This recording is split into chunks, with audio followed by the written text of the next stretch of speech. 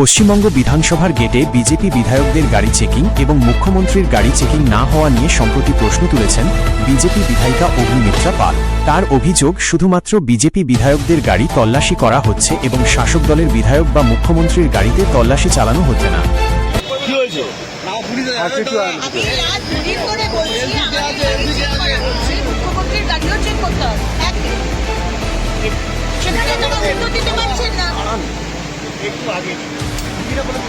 দ্বিতীয়ত হচ্ছে এইটা রয়েছে বলে, এইটা গাড়িতে রয়েছে, এখানে লোক বলছে এটাকে সরাতে হবে। কেন সরাবো?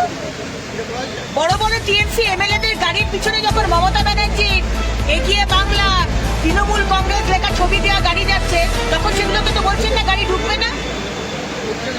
এইটা থাকলে অসুবিধা হচ্ছে, এখনই কোনো গাড়ি আগে যাবে না। এইটা যদি থাকে, বলা হচ্ছে এটাকে সরাতে।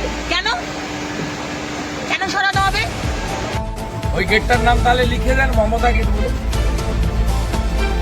ওই গেটটার নাম লিখে দেন মমতা গেট।